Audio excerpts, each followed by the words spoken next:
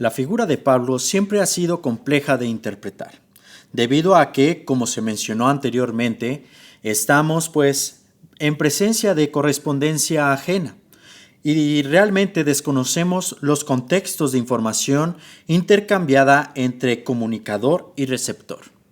Esto ha hecho que a través de los siglos y de acuerdo con las problemáticas del momento, llámese políticas, sociales, culturales, etc., se presenten diferentes formas de interpretar y de acercarse a dicha correspondencia. A continuación, vamos a ver cada una de estas diferentes perspectivas.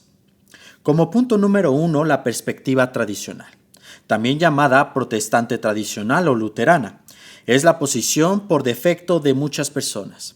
En esta perspectiva, Pablo suele hacer hincapié en la justificación del individuo, relación correcta con Dios, por la fe y no por las obras.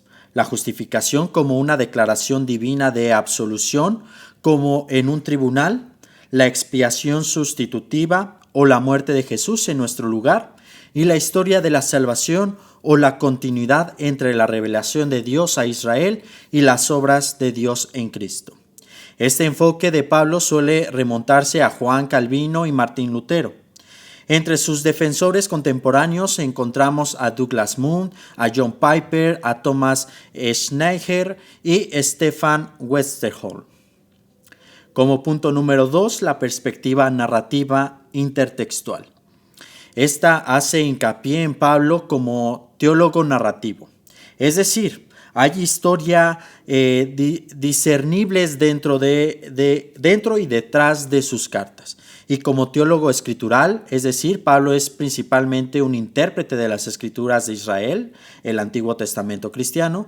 Su principal, dentro de esto, pues sus principales defensores, por ejemplo, es Richard Hayes, quien también sostiene que el Evangelio de Pablo se centra no en la fe humana, sino en la fe o fidelidad de Jesús. Su enfoque de Pablo está, por tanto, estrechamente relacionado con la perspectiva participativa, ¿sí? Otros defensores de esta perspectiva narrativa intertextual son Ross Wagner y Catherine Gibb. Como tercer punto, la perspectiva apocalíptica. Subraya que el Apocalipsis, la revelación de Dios en Cristo, es la inclusión inesperada de Dios en la historia humana para rescatar a las personas y eventualmente a todo el cosmos del poder cósmico del pecado y la muerte. Por tanto, la imagen tradicional del tribunal para la justificación y la salvación es insuficiente y el lenguaje de una historia de salvación continua necesita ser modificado. Los fundamentos de este enfoque fueron puestos en el siglo pasado por Ernest Hatzmann y luego por Christian Becker, especialmente por J. Louis Martin. Les han seguido otros como Alexandra Brown, Douglas Campbell, Martinus Boer, Susan Etzman y Beverly Gaventa. Como punto número 4, la perspectiva científico-social. Hace hincapié en comprender a Pablo en su contexto grecorromano más amplio. Los estudios que trabajan esta perspectiva utilizan la historia social y otras ciencias sociales para intentar comprender a Pablo y sus comunidades como realidades sociales concretas del siglo I. Entre los practicantes de esta perspectiva se encuentra John Barclay, David Hornell, Margaret MacDonald, Wayne Meeks, Peter Hawkers y Todd Steele. Muchos de estos estudiosos encuentran un gran significado teológico en su trabajo analítico. La perspectiva participativa, también llamada triple P, se asemeja en cierto modo al trabajo de Albert Schweitzer y William Wither de hace un siglo y se basa en el trabajo de E.P. Sanders y Richard Hayes. Destaca la participación transformadora de la muerte y resurrección de Cristo como la dimensión central de la teología paulina. Sus defensores coinciden con los primeros intérpretes cristianos de Pablo y de la salvación, que hicieron afirmaciones como la siguiente: el Cristo o Dios se convirtió en lo que somos para que pudiéramos convertirnos en lo que Él es. Entre sus defensores se encuentra Ben Blackwell, Douglas Campbell, Maura Hawker, Udo Schneider y Michel Gorman, que destacan el aspecto misional de la participación.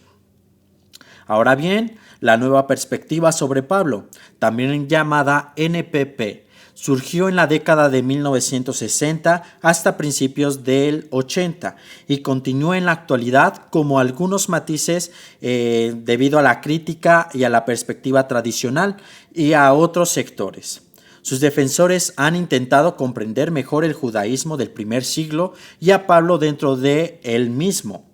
James Dunn acuñó el término nueva perspectiva para esta relectura de Pablo, enfatizando que, no estaba peleando contra un supuesto judaísmo de obras, sino contra la exclusión de los gentiles a la misma. Entre los principales defensores se encuentran E.P. Sanders, James Dunn, N.T. Wright y Christer Stendhal. Estos autores insisten en que Pablo no apostató del judaísmo ni pensó en términos de conversión a una nueva religión. Más bien, su encuentro con Cristo hizo reexaminar las categorías de monoteísmo, elección, escatología judía a la luz de la cruz y de la resurrección. El siguiente punto, la crítica histórica autoria, con Bart Ehrman como figura prominente, junto con el trabajo de otros críticos, que varias epístolas del Nuevo Testamento son falsamente atribuidas, y cómo las diferencias internas entre las cartas reflejan el desarrollo del cristianismo primitivo. Por ejemplo, compara las ideas expresadas en las cartas discutidas con las de las pastorales y señala posibles contradicciones. Pablo en Gálatas dice: no hay varón ni mujer en Cristo, pero Primera de Timoteo restringe el liderazgo a las mujeres.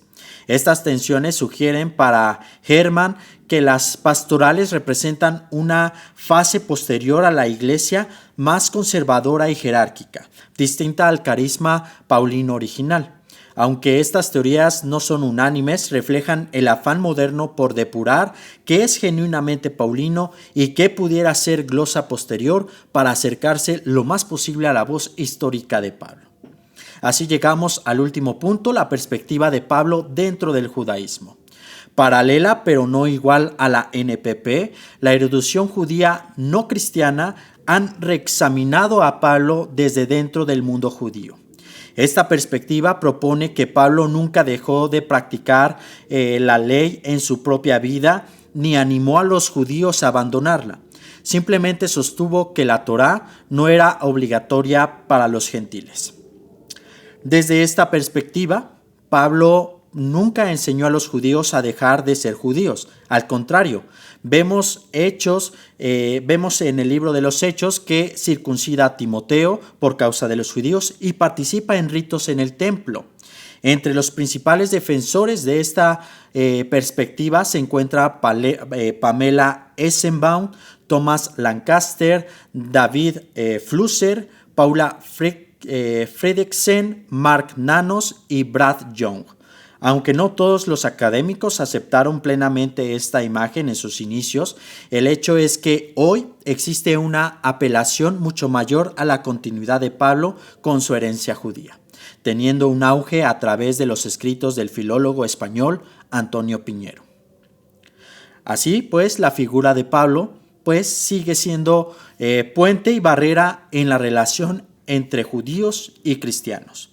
Puente porque conocer el judaísmo de Pablo ayuda a los cristianos a reconectar con sus raíces hebreas, y barrera porque ciertas interpretaciones históricas de Pablo fomentaron visiones adversas del judaísmo.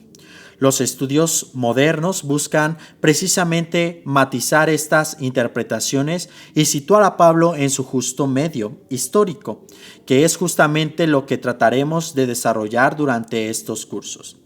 Toda esta perspectiva enriquece nuestra comprensión, haciendo justicia tanto al contexto histórico de Pablo como al legado de sus escritos, dejaron en la posteridad cristiana.